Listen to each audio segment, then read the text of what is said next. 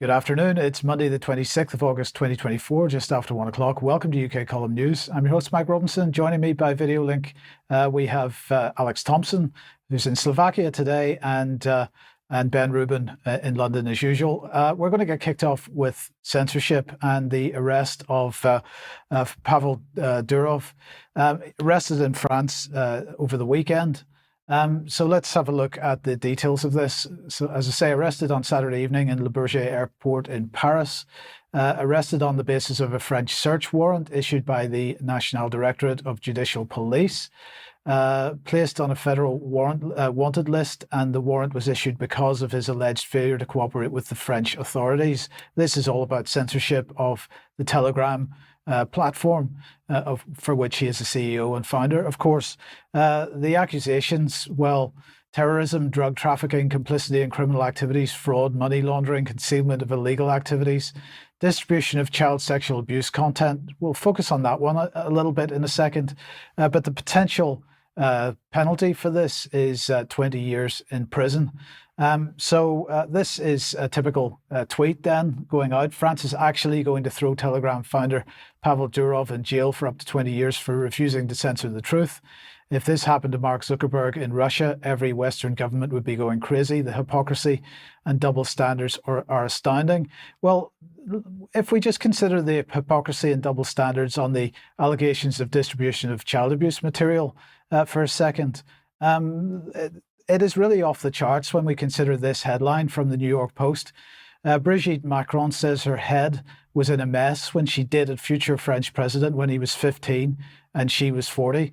If she had done this in the UK, if the pair of them had been living in the UK, she would have been literally considered a paedophile. But because the age of consent in France is 15, she is not, apparently. But certainly in the UK, we have seen stories like this over the years of PE teacher jailed for having intense and passionate affair with female pupil 16, banned from teaching for life. So at 16, within the age of consent, but nonetheless, because she was a teacher, as Mrs. Macron was at the time, was considered to be an abuse of authority, and therefore there were penalties for that. So we put that back on screen for a second. Others, in fact, ending up, although not in prison, ending up on the sex offenders register for having a sexual relationship with a 17-year-old, and a former pupil didn't begin the relationship till after the pupil had left the school, but still, because of the issue of abuse of authority, put on the sexual offences register, and so on. So the hypocrisy here is off the charts. But actually, thanks to Ben for this. He reminded me of this NSPCC report looking at child abuse images on the various platforms and calling on Ofcom to take action and the tech companies to take action.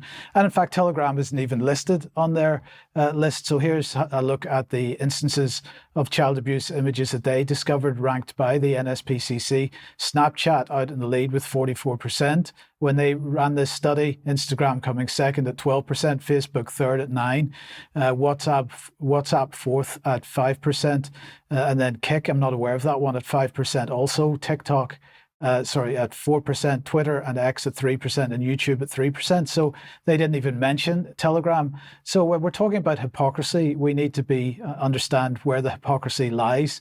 And Alex, very, very briefly, I mean, my view here is we are existing with a paedophilic leadership, and for them to use sexual imagery as children as an excuse for censorship is beyond hypocrisy. Of course it is, Mike, and the longer we go on, the more we see examples of paedophilic leadership being caught out, not just in politics, but in finance, increasingly in the security state areas as well. And we will go on to see some of the reaction to Durov's arrest soon, where the blatant hypocrisy becomes clearer because Telegram's leadership is singled out for allegedly benefiting from the child abuse here, where no mention is made of Instagram, YouTube, or other of the regime-compliant social media websites. Indeed. So let's bring Molly Rose Foundation on screen, and they, of course, focusing mainly on suicide risks and suicide content on the various platforms. And they were doing an analysis of the Digital Services transparency database. Now, the Digital Services Act is one part of the EU's equivalent of the Online Safety Act. What did they talk about? Well, they were talking about Instagram, Facebook, TikTok, Pinterest, Snapchat, and X. And again, no mention of Telegram in this report. So, to what degree does Telegram feature in reality in terms of this type of content that is considered harmful? The difference between Telegram and these other platforms is that Telegram is used much more by Russia. It's used by Ukraine as well, but it's also used by activists around the Western world much more than these other platforms are. So that might be perhaps the main reason. But then there's this question of whether actually Telegram provides any serious barrier to the security services of various countries. Because is it really an encrypted messaging app? And of course it isn't. We've been making this point for quite a long time now, but just to take a paragraph from this particular article, Telegram clearly fails to meet the stronger definition. He was talking about the definition of encrypted applications for a simple reason. It does not end-to-end encrypt conversations by default. If you want to use end-to-end encryption in Telegram, you must manually activate an optional end-to-end encryption feature called secret chats for every single private conversation you want to have. The feature is explicitly not turned on for the vast majority of conversations and is only available for one-to-one conversations and never for group chats with more than 2 people in them. And this is a very important point because the focus of the Western governments recently has been on end-to-end encryption, but it's mainly the compliant the compliant platforms that use end-to-end encryption or have the capability of using it by default. Then we have this statement, just to mention, the statement from Telegram Messenger themselves. They say Telegram abides by EU laws, including the Digital Services Act. Its moderation is within industry standards and is constantly improving. Telegram's CEO Pavel Durov has nothing to hide and travels frequently in Europe. It's absurd to claim that a platform or its owner are responsible for abuses of that platform, and so on.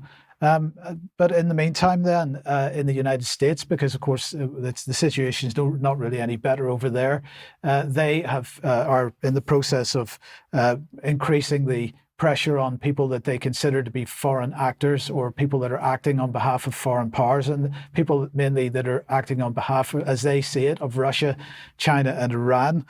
So people like Scott Ritter and Dmitry Simes are much more likely, at least this is their view, to be on the receiving end of similar material or similar responses from the state. But just coming back to Dmitry for a second, this from Richard: if Telegram can be banned because drug dealers use it to exchange information, then Mercedes should also be banned because they're used to transport drugs. Don't be fooled. Freedom of speech is at stake. And this is absolutely the case. And in my view, well, if we go back to 1933 and we look at the editor's law that Goebbels brought in and the Nazi regime brought in, and the quote on this is from Goebbels: I have the natural intention to be and remain the warm-hearted protector of the German press. That was the quote from him at the time when they brought in the editor's law, which saw the absolute removal of any opposition media in Germany at the time. I'm just going to remind you of Matt Hancock from 2019. The Cairncross Review will explore whether intervention may be required to safeguard the future of our free and independent press. And I'm absolutely drawing a parallel between those two quotes. I think what we're seeing here, Alex, is the intervention that's required to save the so-called free and independent press, which is now completely in the pay of the British government. They are safeguarding the future of that by shutting down any dissident voice. This is a well-known technique, Mike, to qualify a previously previously well understood term with a couple of adjectives. So there was no pretense made that the press was being safeguarded, but the free and independent press. And of course, those adjectives are predefined by the governing clique to mean quite the opposite: those that are controlled by the state and those that follow its line. I apologize in advance for the background noise today. I can't do anything about that, but you'll hear some clattering. But yes, from the Cairncross Review onwards, and go to our censored section on the front page of the website to find more, it was clear that the government and government money was leading the press, that section of it that is controlled by the government, and anything else could just sink. Yes. So you go ahead with your segment on Durov here. Yes, so before we get onto my slides here, in the show notes there will be a couple of pieces which I haven't put a slide together for, indicating that potentially the background to Mr. Durov's arrest was a hobnob with Vladimir Putin in Baku, Azerbaijan, at the tail end of a Central Asia tour of several former Soviet republics, in which Mr. Durov, according to people who've tracked down open source leads, was accompanied by a 24-year-old Dubai-based Slavic lady who specializes in cryptocurrency advice, called Yulia Vavilova. So it looks like this may have been a honey trap. We just don't, that's just a prima facie indication. It would not be the first time that people in the social media and privacy-minded social media world overlapping with the crypto world have been brought to heel in this way with a honey trap. That's just a prima facie lead. So on to what Majid Nawaz says. Now, many of our viewers will know the background from about a decade ago, that Mr. Nawaz was an Islamist, an Islamic extremist in Britain, before reaching an arrangement, I will say neutrally, with the British deep state. So here he tweets in his from his high horse, "I've never set foot on that cesspit of an app called Telegram." And he then levels his accusation, which the quality of the prose is something here. I think this is why Nawaz was nobbled by the British state. He says, "Telegram was definitely used to traffic in underage flesh." Well, Mike, you have just shown that it is not even a blip on the radar compared with regime-compliant social media sites that have oodles of child pornography available and child prostitution. He says that Telegram was definitely used to host snuff films and run cartel operations. Then he pins the tail on the donkey and says, "Is it reasonable to assume," that's a way of avoiding a direct accusation, "that Mr. Durov profited from proceeds of organized crime?" I don't know whether you have a thought on whether it's fair in any way to accuse the CEO of an organization in this way of such things. But I'll just finish the slides from my point. He says that in response to somebody else here on the next slide, that pointing out that other apps may have been used to facilitate crime doesn't answer my crime. Anything like that he calls whataboutery. So this is a term from the world of counterterrorism. If you talk about a particular state or organization and then say, no, other people have done the same thing, you're accused of whataboutery. So, he says here, Mr. Nawaz, that other apps are immune from criticism for the same reason. So clear favoritism going on here. Now, Chris Pavlovsky, the founder of Rumble, a video platform that we no longer use because of reliability issues, but which is in the free media camp, banned in France, at least one EU member state. I think here in Slovakia you can still get it, although they do have a special police force here just to raid people who make what are called pro-Russian comments. So I have to watch my wording even here. Mr. Pavlovsky, who founded Rumble, says that he's just departed from Europe. France has threatened Rumble, and now they have crossed a red line, he says, by arresting Durov for not centering free speech. And he then redoubles his stand and says that Rumble will not stand for this behavior. And we are currently fighting our own case, that's Rumble's case, and hope for Pavel Durov's immediate release. Also on the repercussion side, we see this summary that someone has made of just what's happened in the last week or so. UK mass arrests citizens for memes. France arrests founder of Telegram, having previously banned Rumble. Ireland tries to ban mean memes. Brazil forces X to flee the country, as we covered last week. Australia tries to censor X posts. EU tries to blackmail Elon Musk. The US Department of Justice jails someone for a meme despite the First Amendment. And Nicolas Maduro in Venezuela blocks all access to X. It does look like this is a warm-up for the arrest of Elon Musk to me, Mike. Well, that's a very good point and a very good question. But we'll talk about this much more in extra, I've no doubt.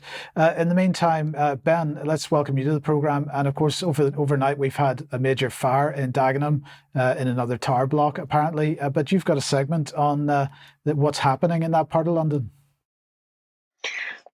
Absolutely, yes. Hello, everybody. Fantastic to be here as ever. And there has been a fire in Dagenham overnight, and it looks like a serious one. Luckily, not too many people hurt, but it certainly is. It bears a resemblance, shall we say, to what happened at Grenfell, with some cladding on a tower block going up in flames. Luckily, many more people were able to escape this one, and we'll see how that develops. And it is almost certainly linked in some way to what I'm going to talk about. I'm going to talk a bit about what's been happening in Barking and Dagenham, particularly as it relates to the council. And I'm going to talk about a report that was issued a few weeks back by Demos, who we have been talking about quite a bit, and we're going to continue to talk about quite a bit because they are the most influential think tank in the country right now. Absolutely.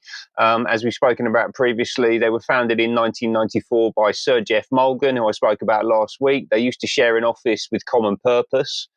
And they sit right in the heart of this idea of social and democratic innovation, and in particular, public-private partnerships and this fascist marketplace, which is essentially what appears to be the new Labour government's idea of what an economic system should be. Right? And actually, I think it's extraordinarily dangerous once you dig into the detail of it and you look at what's actually happening behind the scenes. So the report was called "Only We Can Save the State: Lessons from National Government from Public Service Reform in Barking and Dagenham." It was written by this fella, Chris Naylor, who is currently a managing director of a public service consultancy called Inner Circle, and he was actually the chief executive of the London Borough of Barking and Dagenham from 2014 to 2021. And they talk about it in absolutely glowing terms. So this idea that Barking and Dagenham, a place that could be absolutely everywhere. And they see this as a model for how local and national governance should run, right? And as I say, this is an extremely influential think tank, so we really should be paying attention to what they're saying here. So what is Barking and Dagenham? It's a London borough in the southeast of the city, population of around 220,000 people. And it's most famous, most known for or certainly up until recent decades, the existence of the Ford Motor Plant, which opened in 1931 and was a huge industrial asset for the nation. It employed around 58,000 workers at its peak and provided a real bedrock for the local community. It was a place where they could create wealth and prosperity, get job satisfaction, build self-reliance for themselves and their families. And it was a huge industrial asset, as I said, for the nation, building about 11 million cars and 39 million engines over a period of about 60 years. But since the turn of the century, production has crashed, supply chains have moved overseas, and from its peak of 58,000 people working there, it now employs just 2,000 people at that plant. And that has completely transformed the borough. Right, and its ability to generate revenue and to sustain and to govern itself ultimately. And we've also seen an enormous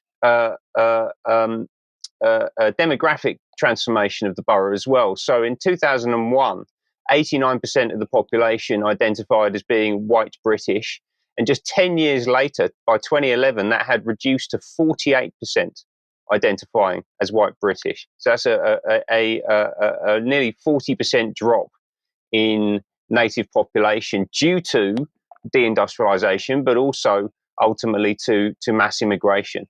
Now, in 2006, and this is why this is so interesting, if you think about the current context, what's going on in the country, in 2006, the BNP made an astonishing series of gains on the local council. They had 12 councillors elected to the local council. This certainly threw the cat amongst the pigeons, amongst the media elites and the liberal intelligentsia. Obviously, all of this was to do with lies and distortions, according to The Independent, nothing to do with deindustrialization and mass immigration. You have to pull all that stuff aside and ignore it. It was a huge focus for organisations like Hope Not Hate and The Guardian. And you can see here Billy Bragg, this was in 2010, chest beating in The Guardian, talking about the fact that a huge victory had been won by the anti-fascists against the far-right fascists of the BNP. All of this, I'm sure, sounding very familiar. If you've been paying attention to anything that's been happening in the country over the past few weeks, then all of this stuff, I think, will certainly resonate with you, right? And how did they do that? Well, one of the ways that they did it was by flooding the borough with activists from outside of the borough. I think this is the most important thing up front to note, right? Is that you've got a lot of very well-backed anti-fascist activists who were very happy to go in and dedicate their time and their resources to pushing back against what frankly were the expressed needs and concerns of the local people. Right, the BNP won those council seats. There's no insinuation, I don't think, that they cheated in any way. But the Liberal left, the people who very much are representative of the current administration of government didn't want to hear that, didn't like that at all. So they campaigned and pushed back, and they won back the borough. They also then embarked on two parallel streams of activity, really quite substantial things. The first one was about completely reorganising the council. Right. So the first thing that they talk about is this idea of community solutions. I'm going back to the report now.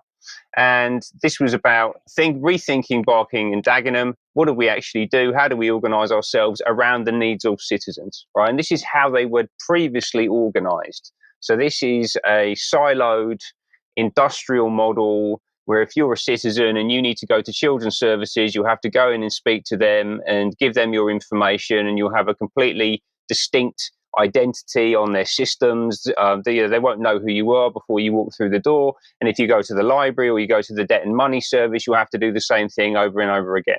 Right? So that's a very inefficient way of running things. And thankfully, because of digital technology, we're able to address this. We can have a single point of access for council services. It's been a big part of how they've transformed service delivery. So they talk about this use of data, effective use of data, can identify struggling households and offer proactive, tailored support to help boost their incomes before they hit crisis point. Right? So they're using all this technology and a reorganisation of council services to, unfortunately, the build is already built. I'm sorry about that. But essentially, they've got a model which shows how they've used technology and a data platform to transform the way that they interact with local people. And some of that has been beneficial, but actually I think a lot of it is quite sinister. If you look at this quote here, I think it's quite telling. So if you think about it basically says that some of the engagement that we were doing through this process of digitization was carefully curated and embedded into formal pathways, but more often than not, it was organic and deeply human. My favorite example was the WhatsApp group established by a member of the triage team to support young single mums who were in debt. This colleague had noticed that some of the mums were starting to offer each other support. On asking them more, she learned that for many young women, talking to other young women who had had similar experiences and had found a route to successfully managing her debt was one of the best sources of advice and support. So what you're looking at here is a bureaucrat in the council coming to the startling revelation because of some research that people help their friends out with advice and they have conversations with each other. But obviously we can't allow that to happen without the council being involved, without the professionals being involved, which is how they talk about themselves. So they have to create a WhatsApp group to insert themselves into that process. But obviously, and then the solutions that we offer are all going to be council solutions, ultimately paid for by the taxpayer, right? Because that's ultimately who is running this thing. So it have had a big impact, right? So they saved £5 million a year in baseline costs, which is what digital does, right? It strips out a whole load of back end cost, so it makes it much more efficient to deliver services. There are a whole bunch of other things in there that they say were positives. I'm not completely convinced that that's the case. And in parallel with this, they were also running this thing called Be First. So there was a transformation of council services on the one hand, but then also they've established this new entity, what they call a growth and regeneration company. And this is wholly owned by the council. It's focused on regeneration and development. It was launched in 2018. And it was about increasing the pace and scale of growth in the borough and doing it in a way that benefited citizens, but funded by the council and delivering revenues and profits back to the council. Right, so this is essentially a public-private partnership which the council is using to fund its own operations, effectively in perpetuity. I mean, that's the game that they're trying to play here. They've got a load of things going on all around the borough. There's 45 projects. All of this is about regeneration and property development and new energy type projects, right? And absolutely none of it is to do with building real proper industries like the Ford plant, which was actually the source of wealth and prosperity for the community. It's been extraordinarily successful. They actually say that it's exceeded their 10.3 million per annum revenue, but they don't say by how much. It does sound like this has now become bigger than the council.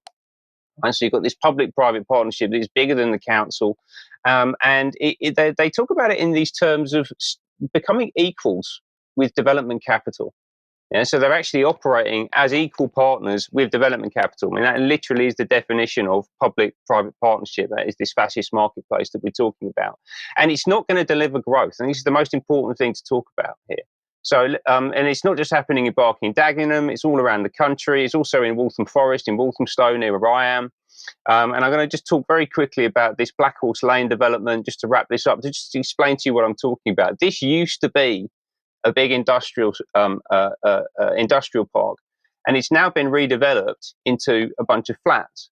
And that warehouse on the left, that's an asset. That is something that you can use to produce wealth.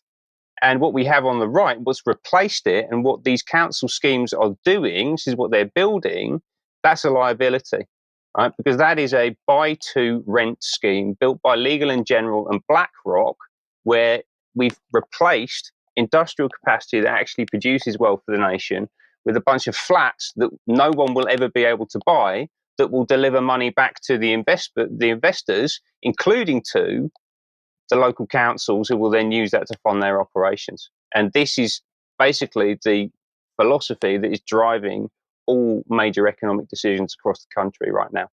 Yes, you'll own nothing, be happy, Ben. Thank you for that. So, okay, if you like what the UK Column does, you'd like to support us, the place to go is support.ukcolumn.org.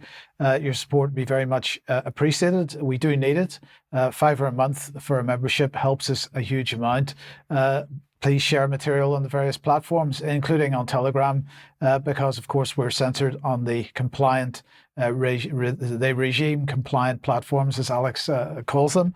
But pick something up at the shop if you possibly can. Lots of stuff there, especially Your Life in Their Hands. There's still copies of this available. Please do pick one up if you possibly can. Join us on the 19th of October for the UK Column on location. Lots of people will be joining us for that. Alex will be there. Ben will be there, I'm sure. We'll be relaunching media on trial at that. The point of this is to focus on what people can do. So there'll be a number of other names announced this week. Tomorrow at 1 p.m, Charles will be speaking to Joel Salatin again on farming and how to strike a balance between the creation of healthy soil and nutrient-dense food and a good customer base. So join us for that at 1 p.m. tomorrow. And on Sunday, September the 8th, the International Centre for 9/11 Justice will be running an event called Aviation Impossibilities, deconstructing the official story of the 9/11 hijackings and air defence failures. We will be live streaming that for them, so that'll be in the usual places, and we'll let everybody know more about that in the coming days. Brian and I will be speaking at the Heritage Party conference on the 20th of September. Tickets are available at the Heritage Party website if you would like to go to that. And another reminder of the Died Suddenly exhibition, which is taking place in November. Details from Jake Fern. His email address is on the screen. It'll be in the show notes as well. Now let's move on then to what's been happening over the weekend in the Middle East. And of course, Hezbollah launching what it said was its retaliation for Israel's assassination of their military commander on the 30th of July. They made a statement saying the Islamic resistance in Lebanon launched an initial response to the assassination of their commander at dawn on Sunday on the anniversary of on an Islamic anniversary by launching a large number of drones deep into the occupied Palestinian territories. Israel responded to that. So far, it doesn't seem to have gone much further, but it is a fairly significant escalation. The Times of Israel reporting Israel's response: IDF hits Hezbollah launch sites in Lebanon to thwart major attack on central and north Israel is their headline. I'm sure that Vanessa will have much more on this on Wednesday, so I'm not going to go into any more depth on this today. She'll cover this on Wednesday, I have no doubt. In the meantime, in Ukraine, a massive bombardment from Russia today. 15 regions hit by Russia's massive attack using UAVs and missiles. There are casualties. Energy infrastructure was targeted again, according to this tweet, causing emergency power outages. Ukraine urgently needs long-range missiles and allied support to stop this terror. And of course, that tweet coming from someone on the pro-Ukraine side. In the meantime, Russia demanding that the IAEA gets involved as a result of the attempted attack on the Kursk nuclear power plant. So that issue continues to develop. We had a British man killed in Ukraine. This man was working for Reuters, apparently. He's a security consultant. He's ex-British military. We've got his LinkedIn page. His name is Ryan Evans. And if we look at the types of organizations he's been working for in recent years, I don't know anything about his military career, but post-military career working as a maritime security advisor for Plexus, Close Protection, and Control Risks and Garda World, and also Black Onyx Concepts Limited, and then finally, more recently, for Reuters. So he was killed as a result of a Russian missile attack on the hotel that they were in, or at least the missile hit the attack. I'm not sure whether that was particularly the target for it. But don't worry, over the weekend, Keir Starmer was promoting the Buying Your Pots for Ukraine campaign that we were mentioning on Friday. So here he is. Britain will always stand with Ukraine because this was Ukrainian Independence Day. Now we have a little bit of video.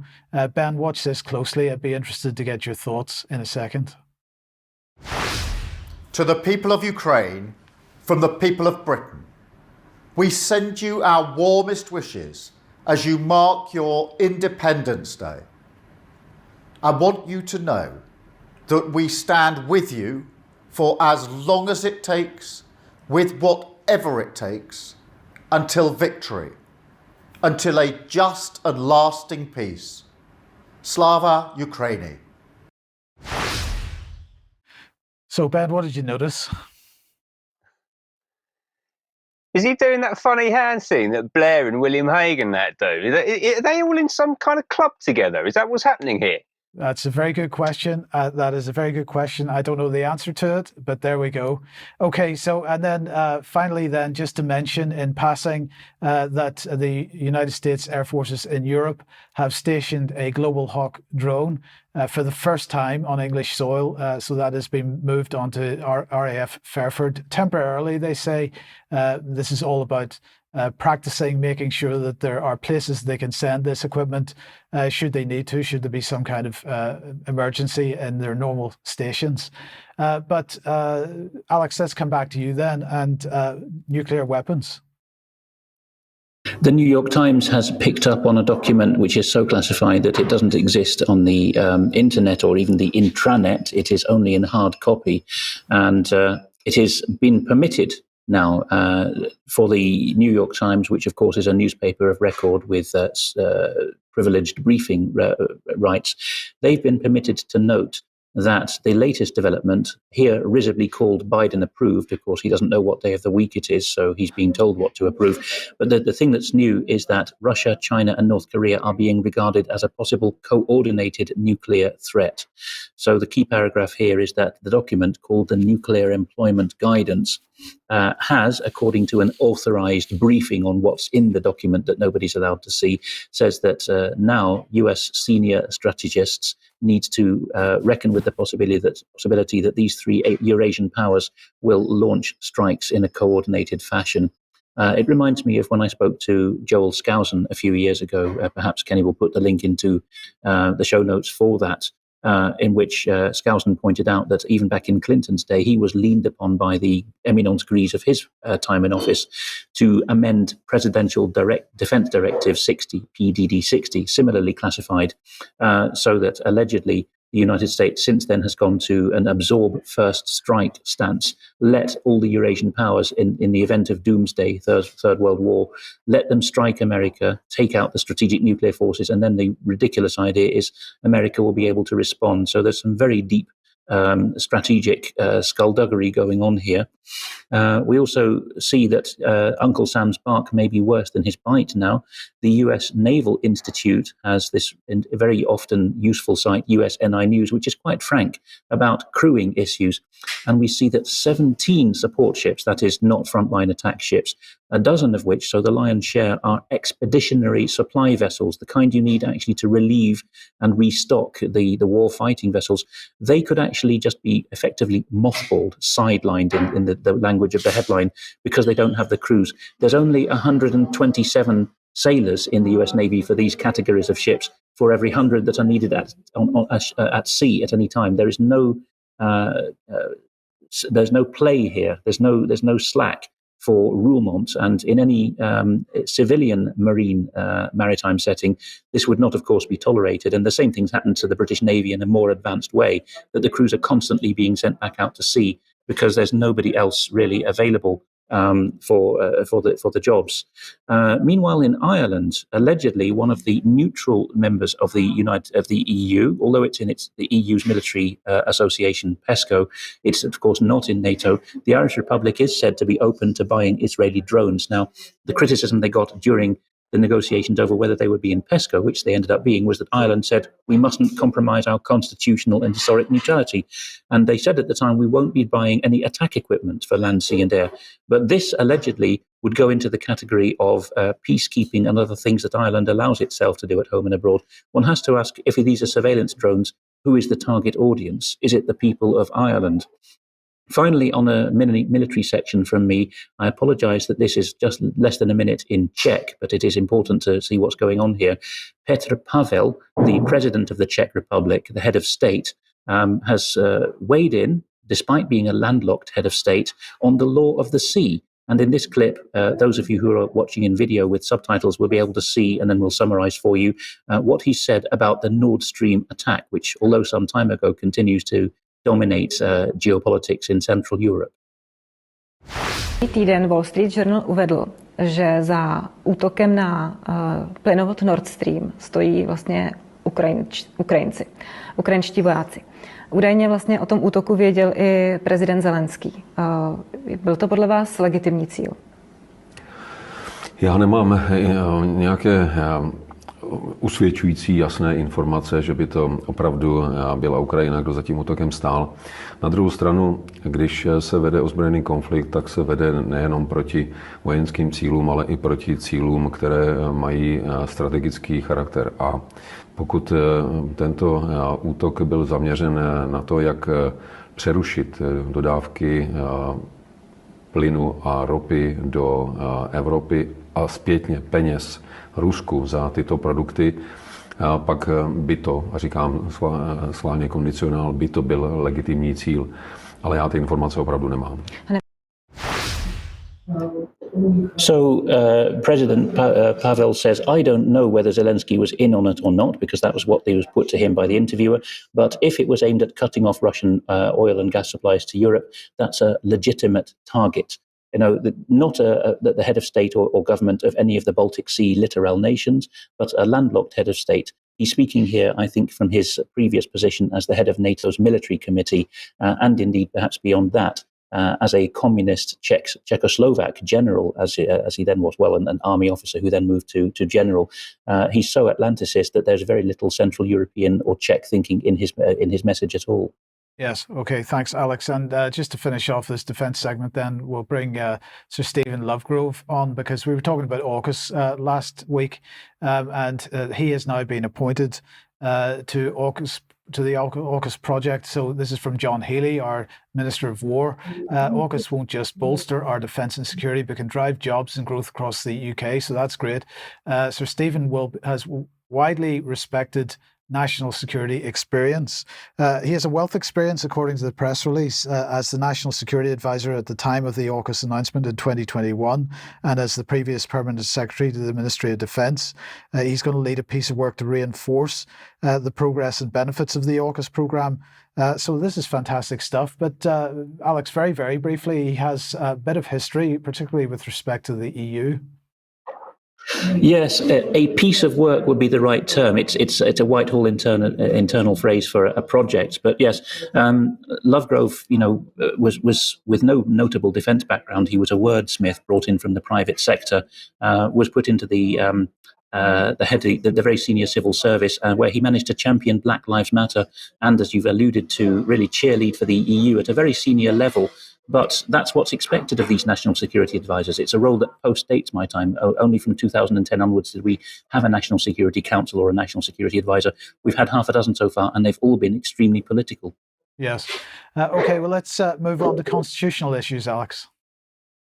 Yes, the constitutional wrecking ball continues. In all of what follows, I am not being party political. I am simply making the neutral observation that many have made, that the Labour Party in its current manifestation is the deep state party of choice more than the Conservative Party, because it aligns more naturally with policymakers and NGO world's priorities in such matters as EU military integration, for a start. So here we see Lee Anderson, you'll see his signature in a moment, writing to the Home Secretary, Britain's Interior Minister, not actually responsible for the police forces, not even in England and Wales, although many people think that the Home Secretary is. They're not constitutionally. But this is as close as you get to ministerial accountability for the police. And Anderson's talking about a potential contempt of court. He's saying that the Home Office, her own department, has been putting out tweets, and you'll find the links in the show notes, saying that the people arrested over the recent disturbances in British cities are criminals and they will face the full force of the law before they've even been put to trial. And Mr. Anderson goes on to say, he's a Conservative Member of Parliament, of course, now in the opposition, will the criminal records be checked by the Home Office, and will this all be posted on X? If no, have they not had their criminal records checked prior to appearing in court? Why is the Home Office pronouncing them guilty? At best, he says, this is inappropriate and unprofessional. At worst, it appears to be a possible contempt of court. Of course, individuals are often threatened with this charge, but politicians and Parliament and ministers can very much be held in contempt of court as well. So Anderson's onto something there. We don't know how far this will get. The best written, short vocal summary of this, verbal summary, is by a YouTuber named, or goes by the channel name of History Debunked. And he again provides links, they'll be in the show notes, to the offending tweets, one by the Home Office, so Britain's, or at least England and Wales's Interior Ministry, saying the criminals will face the full force of the law. Another by Merseyside Police for covering Liverpool, one of the worst hit cities in the riots, because of course Southport, where the murders of the little girls occurred, was at the epicenter of this shock. Merseyside Police arrested somebody and filmed it coming back into the country, published the street in which he lives, inviting vigilante attacks on his family, and also set the arrest of him being put in a white Mariah, a police van, to music. That is how far we have sunk, really, in the presentation of interior matters. Presumption of guilt. And we go on to, sorry that this is Telegram, it must be really nasty stuff if I'm presenting Telegram, but you see a lot of political analysis here. We see that the real Prime Minister of Britain, according to Robin Monotti and Cory Morningstar, is Lord Ali. I'm sorry to have to call him Lord Ali, because this is one of these fake lords that we've had in recent years. But we see that Sir Keir Starmer's biggest personal donor has a personal security pass to Downing Street and is pretty much uniquely allowed to host fundraising and donor events in number 10 Downing Street, with the political hearts of government. And he's sidled up in particular in his career to female Labour leading lights. He was brought into the Labour Party by Emily Thornberry, of notoriety in the previous decade. Angela Rayner, who's now the Deputy Prime Minister, stayed effectively at his great and favour in New York. And there was also Angie Hunter, ANJI that is, who was Tony Blair's chief people person, who was, brought him into the inner sanctum. So he seems to be the link with Blair, and Blair wanted him to be the appealer to the youth, as it were. He seems to be, running a lot of Labour and hence deep state policy at the moment. This has been reported largely by The Times, although it was first reported, of course, by smaller bloggers. Cronyism accusations swirl around Keir Starmer. The TV mogul Wahid Ali gains access normally reserved for staff and officials. Now then, what's the other scandal going on? Well, Henry Newman, a blogger whose blog will be linked, who's a Whitehall insider, formerly at the Cabinet Office as an advisor, has picked up on this, originally reported by the pro-conservative Guido Fawkes blog. There is a woman named Jess Sergeant, a former director of a group called Labour Together, whose unabashed aim is to keep the Labour Party in power. And she's been appointed at the heart of the really most sensitive nexus of the Cabinet Office, which itself is the dark heart of the British government. There is a group there, used to be called Propriety and Ethics Team, PET. It's now ominously called Propriety and Constitutional Group. It owns the Royals, the Privy Council. It decides when ministers have broken the ministerial code, which is a de facto pseudo-constitution for Britain. And it's, as he says, crossing a line, because this is the constitutional guardian for the whole of government. Though this woman will not be sackable, according to convention, if we have another party in government. It's a move towards American-style party political appointments at very high level. Meanwhile, the Scottish Daily Express reports that the Scottish government was actually behind the scenes, instigating, egging along the creation of this ridiculous hate monster that was quite a feature last year. You know, this apparition that turned up and said, "I hate everyone," and this was supposed to instruct everyone on social media not to be like the hate monster. It was presented at the time as an initiative by Police Scotland, merely in the interests of crime fighting.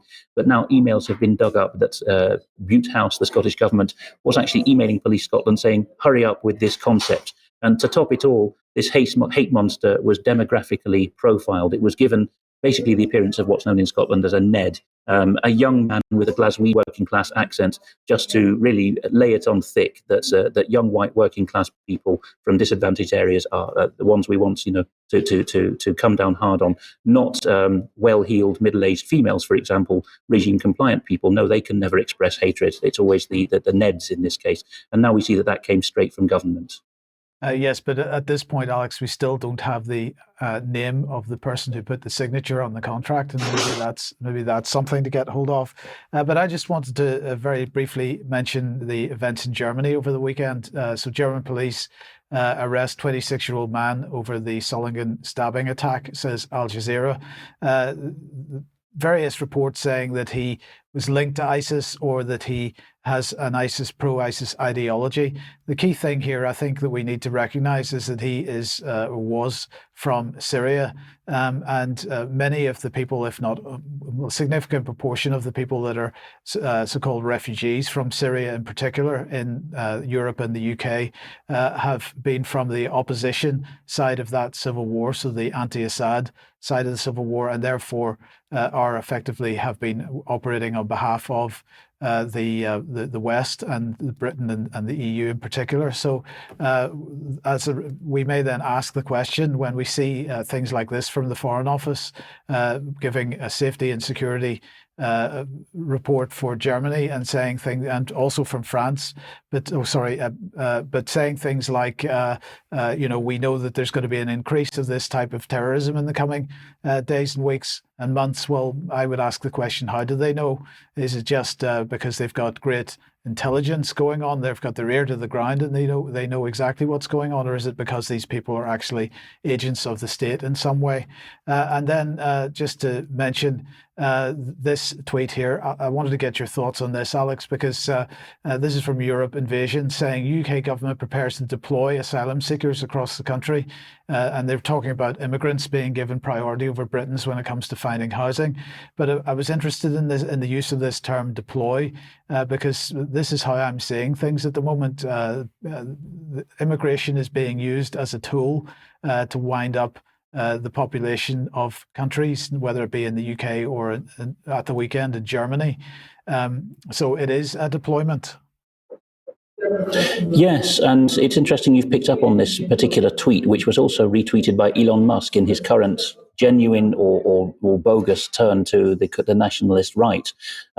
Europe Invasion is, the kind of Twitter account, X account, that people in regime compliant circles love to cackle about and say, don't be taken in by this rabble-rousing stuff.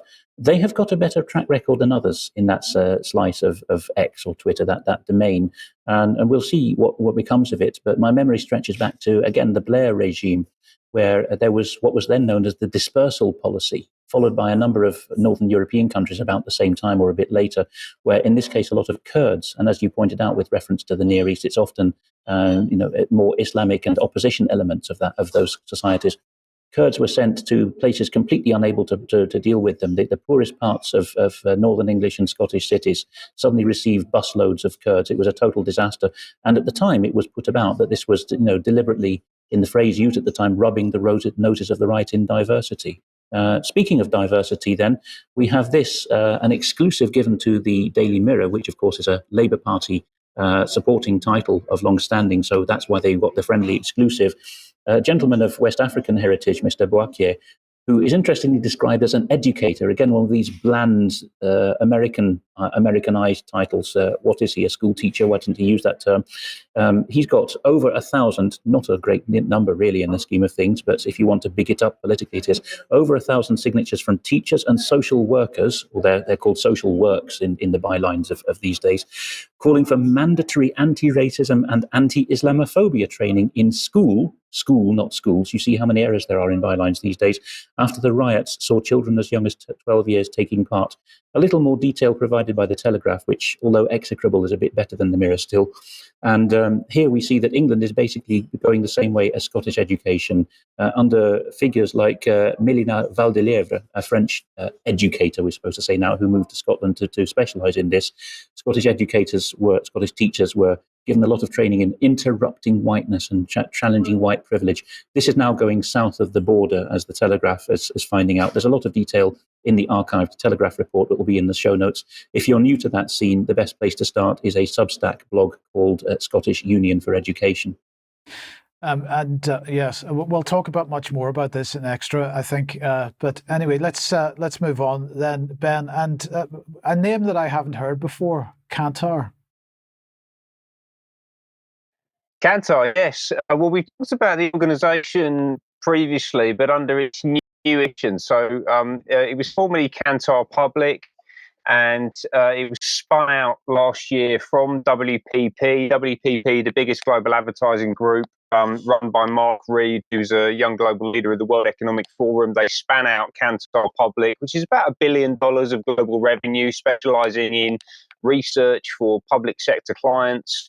And it's become this thing called Verian, which you've spoken about previously, and popped up again because Verian and others are turning our democratic processes into a marketplace where they're going to make lots of money forcing through radical left-wing political agendas. It's really a remarkable thing to watch, actually. So I'm going to talk a bit about this. The UK CEO, Craig Watkins, he's former MOJ, Ministry of Justice, civil servant. He then went to EY, where he helped them build up a £200 million a year government business. And then he joined Kantar and is now the UK CEO of Verian. I'm going to come back to him in a moment. He's an important part of this, as you can probably understand, given he leads the UK business, but also on the board of trustees of the organisation. We have this guy, who is Matthew Postgate, who is the former Chief Technology and Product Officer at the BBC, and also on the Strategic Command within the UK Ministry of Defence. Right? It gives you a sense of the connections this organisation has.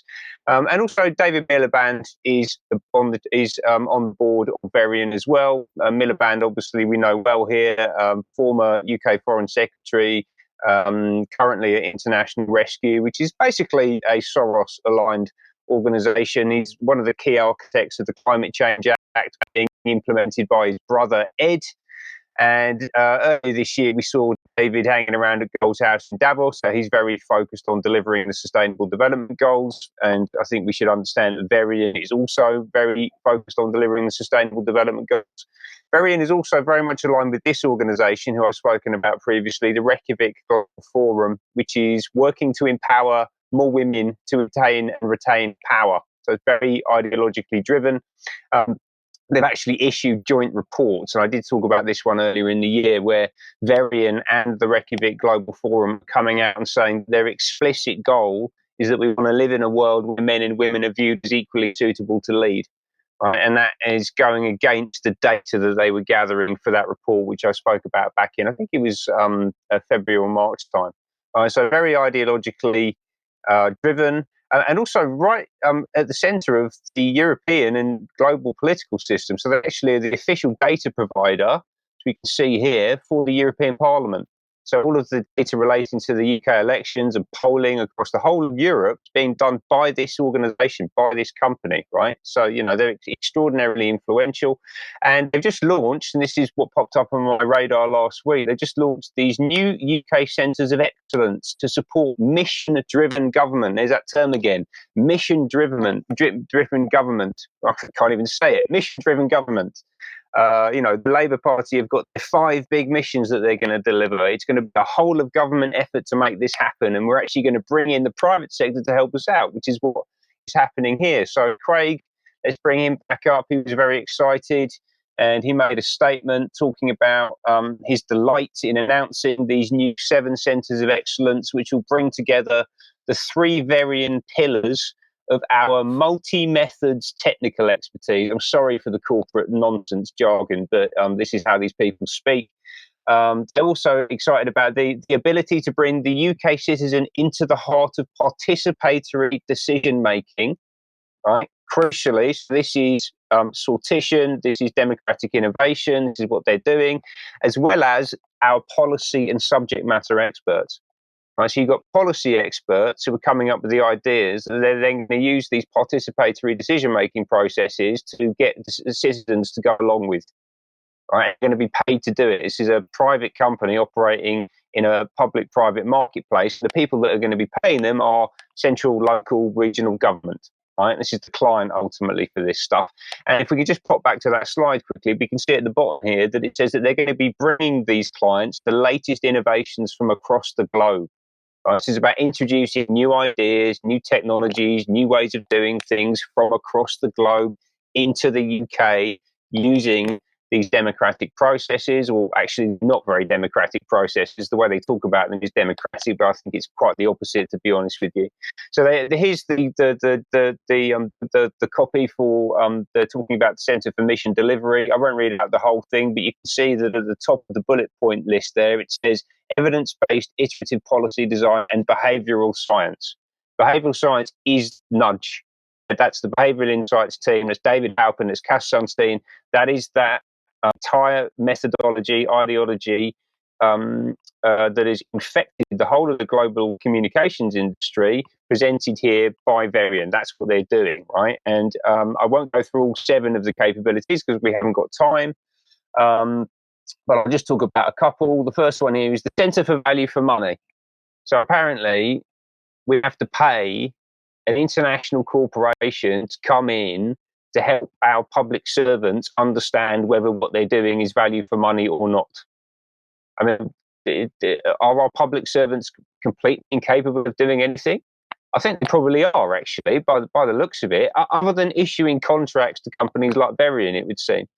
And then finally, because we talk about this a lot, right? You know, this idea of democratic innovation, sortition, participatory democracy, all these kind of lovely, fluffy terms that are being bandied around by the corporatists, the fascists in our government, in order to ram through policy agendas that they know that the electorate wouldn't go along with in any other forum.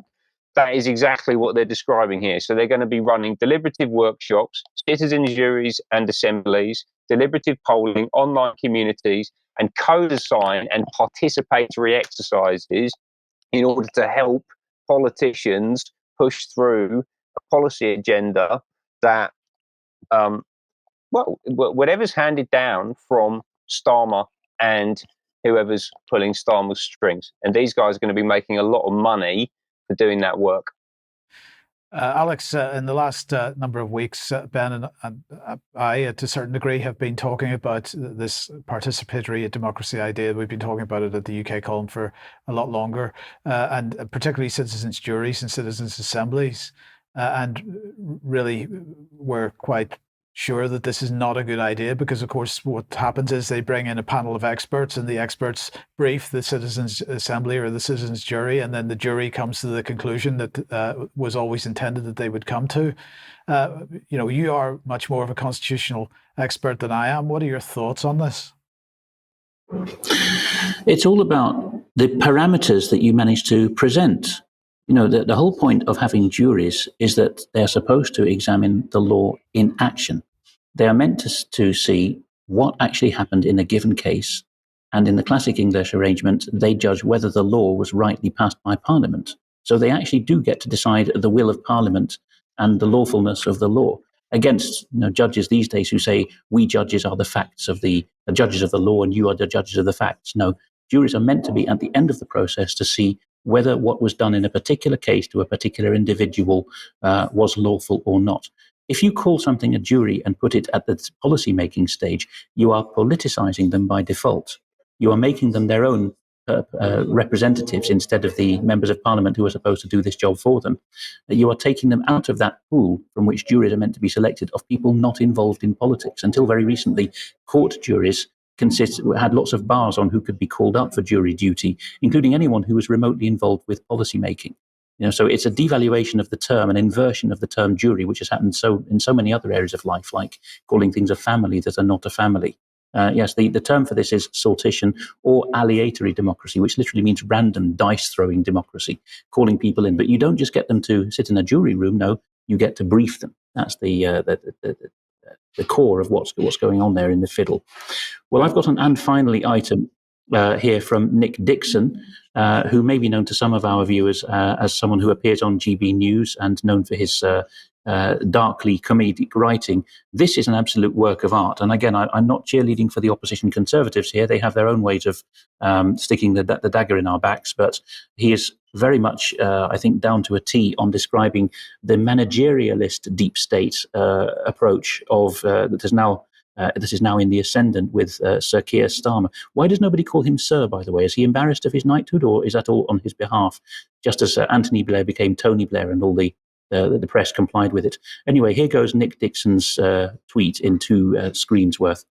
Starmer is a managerial midwit, a brittle man of winter, a dead-eyed shark pushing ever forward towards his next grim mechanical task.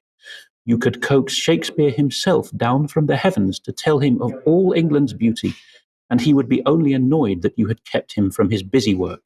He is a ruddy-faced nothing, an interloper. To call him a traitor flatters him, as the traitor surely has some sense of his own wrongdoing. Starmer lacks the imagination to arrive even at the foothills of his own wretchedness. His emptiness could fill entire stadia. He is the final form of managerial man, signing Britain's death warrant before lunch and never thinking about it twice. To detest him is normal yet pointless. Hatred slides off him like water off some cheap synthetic fabric. He is the blank-faced destroyer of joy, freedom, and invention. He is death on prescription, equally distributed. He is nameless dread, the void, the negation that cannot be negated. He is the end of hope. In short, I am not a fan. Alex, that's I agree. That is brilliantly written, and another topic for Extra as well. Everybody that's joined us today, hope you've enjoyed it on this Bank Holiday Monday. We'll be back in a few minutes for Extra if you're a UK Column member. If you're not, join us for the interview 1 p.m. tomorrow, but we'll see you at 1 p.m. on Wednesday for the news. See you then. Bye-bye.